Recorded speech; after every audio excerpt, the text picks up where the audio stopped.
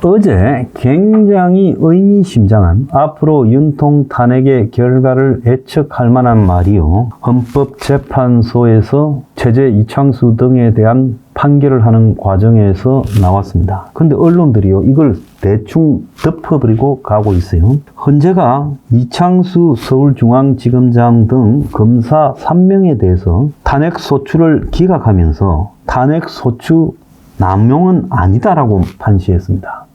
그러니까 굳이 하지 않아도 될 말을 헌재가 집어넣은 거예요. 이 말을요, 제대로 다루고 있는 언론이 없어요. 자, 이 말은요, 윤통과 국민의힘이 계엄의 명분으로 내세우고 있는 야당의 탄핵 남발, 어떻게 보면 이게 국정마비를 끌고 왔다라는 거고, 또 그래서 대통령으로서 역할을 수행할 수 없었다로 연결되는 거 아니에요? 그러니까 야당의 탄핵 남발이 한마디로 대통령이 국정을 운용할 수 없도록 만들었고, 그래서 대통령으로서는 할 수 있는 일이 없기 때문에 국민에게 경고하기 위해서 계엄을 일으켰다. 이게 논리 아닙니까? 그래서 계엄이 문제가 아니다, 위법이 아니다라는 논리의 핵심은요, 탄핵 남발에 있었어요, 야당이에요. 그런데 헌재가요, 이창수 등에 대한 판결을 통해서 야당의 탄핵 소추가 헌법 수호를 위한 정당한 행위였음을 확인해 줬어요. 그래서 윤통의 계엄 논리에 심각한 균열이 있다는 걸 지적을 했어요. 그리고 이거는요, 헌재가 앞으로 윤통에 대한 선고를 어떻게 할 것인가에 대한 중대한 암시라고 저는 보고 있습니다. 헌재는요, 어제 이창수 등 검사 3명에 대한 국회 탄핵 소추를 재판관 전원 일치로 기각하면서 이까지만 보고요, 좋다고 난리예요. 3명이 다 8대0, 최재도 8대0, 어제 4명이 다 8대0이었다고. 그런데 헌재가 말을 못했습니다. 자, 탄핵 소추권 남용이라고 볼 수 없다라고 했어요. 그래서 이날 판결에서 국회 탄핵 소추 의결 과정에서 필요한 법적 절차가 준수됐고, 그리고 소추당한 사람들의 헌법 법률 위반 행위가 일정 수준 이상 소명되었다. 그래서 잘못은 있다. 그렇지만은 탄핵까지 시킬 만한 것은 아니기 때문에 탄핵을 기각한다. 이렇게 말했어요. 그럼 거꾸로 윤통의 탄핵에 대해서 윤통이 한 행위는 야당의 탄핵 남발에 그 근거를 두고 있다고 하지만은 야당으로서 탄핵한 것은 법적 절차가 준수됐고 탄핵할 만큼 했다. 다만 여태까지 기각시킨 사람들은 탄핵할 만큼의 정도가 아니라서 기각이 됐지만 당신은 탄핵할 만큼의 정도가 충분하다.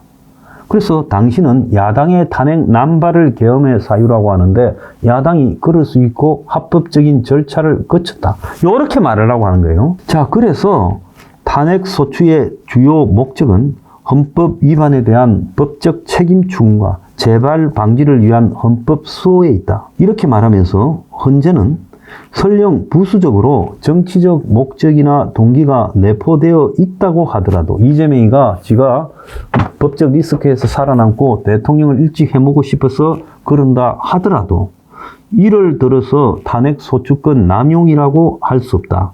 이는 탄핵 소추의 사유가 단순히 정치 공세가 아니라 일정 수준의 위법 행위가 있었음을 인정한 것으로 풀이된다는 거예요. 그러니까 정치적인 공세로 윤통과 지금 13명을 탄핵했다 이런 게 아니라 그 탄핵을 소추할 만큼 지금 탄핵된 사람들이 잘못한 부분이 있었다라고 한 거예요.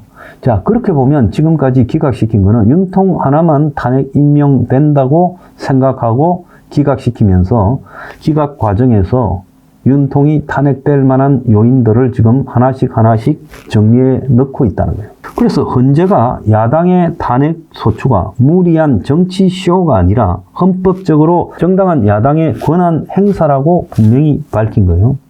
그래서 이번 결정은 윤통과 국민의힘이 주장해오던 야당의 줄 탄핵이 국정 혼란을 초래했고 다른 수단이 없어서 계엄을 했다. 이런 부분을 정면으로 지금 부정하는 겁니다. 특히나 헌재가 동종 위반 행위 재발 방지, 다시 계엄을 할까봐 너는 돌려보낼 수 없다. 그리고 헌법 수호의 목적, 이 말은요, 윤통이 탄핵 심판에서 인용을 바라보고 있다는 겁니다.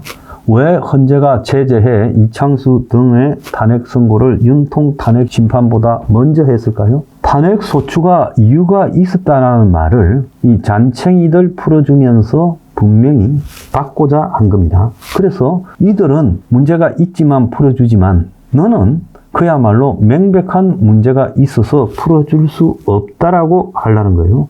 그래서 야당의 이재명의 탄핵소추 정당성을 어제 헌재가 확인해 줬고 윤통이 비상계엄이라는 것을 그 탄핵 남발 때문에 했다라고 명분으로 삼기에는 취약하다. 이걸 보여주는 상징적인 판결이다.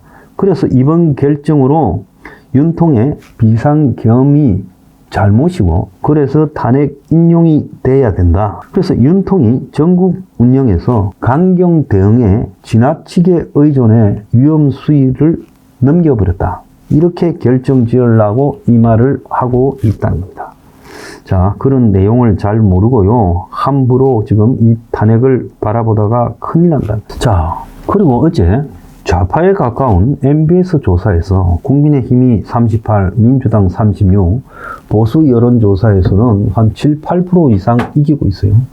그런데 왜 국민의힘이 지금 선거를 하면 이재명이한테 안 될 거라는 이야기가 나올까요? 이거는요, 솔직히 말하면 국민의힘에 대한 지지가 어쩔 수 없기 때문에 윤통 살리자고 몰리고 있지만 국민의힘의 저것끼리 경선에서 그 과정에서 난장판을 보이고 그래가지고 허접한 인물 하나가 서봤자 결국은 윤통 기각을 만들고자 하는 이런 국민들 열정이 국민의힘이라는 당의 대선 후보한테 안 간다는 거예요. 아마 이번에 탄핵이 인용되고 나면 엄청난 실망감이 보수 내부에서 작용하고 탄핵 반대 과정에서 보여준 국민의힘을 비롯한 상류 기득권 보수들에 대한 실망이 지배적으로 나타날 거다.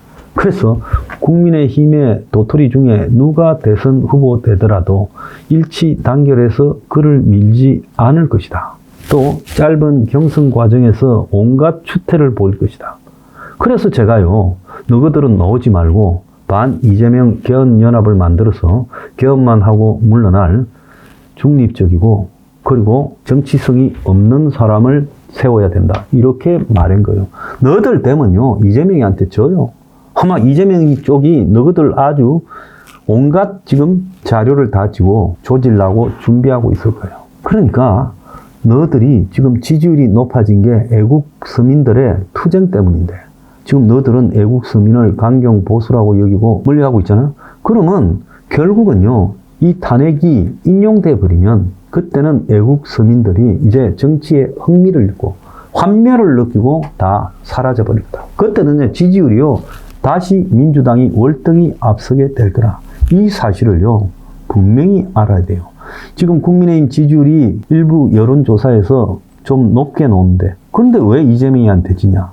이거는 너들에게 지지하는 거는 윤통 탄핵 기각을 하기 위해서 나라를 지키기 위해서 울며 겨자 먹기인데 결국은 너들이 탄핵이 인용되면 그걸로 끝나버린다. 국민의힘은요, 아마 지금 지지율보다 훨씬 빠지게 될 겁니다.